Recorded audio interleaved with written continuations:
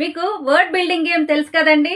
అదేనండి, నేను ఒక వర్డ్ ఏంటి యాంట్ అని చెప్పాను అనుకోండి, ద లాస్ట్ లెటర్ టీ తో నెక్స్ట్ పర్సన్ ఒక వర్డ్ ఫ్రేమ్ చేసి చెప్తారు.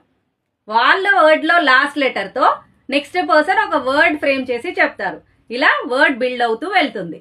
సేమ్ దాన్నే నేను మ్యాథ్ చైన్ లాగా చేద్దాం అనుకుంటున్నాను. ఏం లేదండి, నేను ఒక క్వశ్చన్ ఫ్రేమ్ చేసి కామెంట్ లో పెడతాను. Suppose 23 + 12 which gives 35. నా నెక్స్ట్ పర్సన్ ఎవరైతే రిప్లై ఇస్తారో 35 యూస్ చేసి add or subtract or multiply or divide ఏదైనా ఒక ఆపరేషన్ చేసి ఒక క్వశ్చన్ ఫ్రేమ్ చేసి విత్ ఆన్సర్ రిప్లైలో ఇస్తారు. నెక్స్ట్ పర్సన్ ఏం చేయాలి, వాళ్ళు ఇచ్చిన ఆన్సర్ తో ఒక క్వశ్చన్ ఫ్రేమ్ చేయాలి. వాళ్ళు ఆ రిప్లైకి రిప్లై ప్లేస్ లో పెట్టాలి.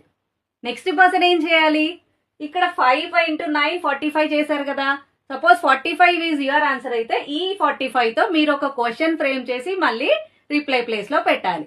ఇలా వచ్చిన ఆన్సర్ తో క్వశ్చన్ ఫ్రేమ్ చేసి మీ ఆన్సర్ కూడా పెడితే నెక్స్ట్ పర్సన్ మీ ఆన్సర్ తో నెక్స్ట్ క్వశ్చన్ టైప్ చేసి పెడతారు.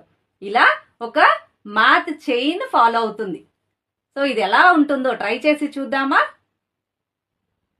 సో ఎవరైతే కమెంట్ చేయాలనుకుంటారో నా కామెంట్ కింద రిప్లై ఇవ్వండి. నెక్స్ట్ వాళ్ళు అలా రిప్లై కంటిన్యూ చేస్తూ వెళ్ళండి.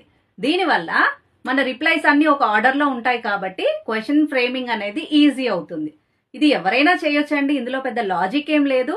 కాకపోతే మీ పిల్లల్లో కానీ మీలో కానీ ఎంత క్యూరియాసిటీ ఉంది, నెక్స్ట్ క్వశ్చన్ ఎలా ఫ్రేమ్ చేస్తారు అని చూద్దామని అంతే. చిన్న రూల్ పెట్టుకుందామా అండి, 1 or 2 డిజిట్స్ మాత్రమే యూజ్ చేయండి.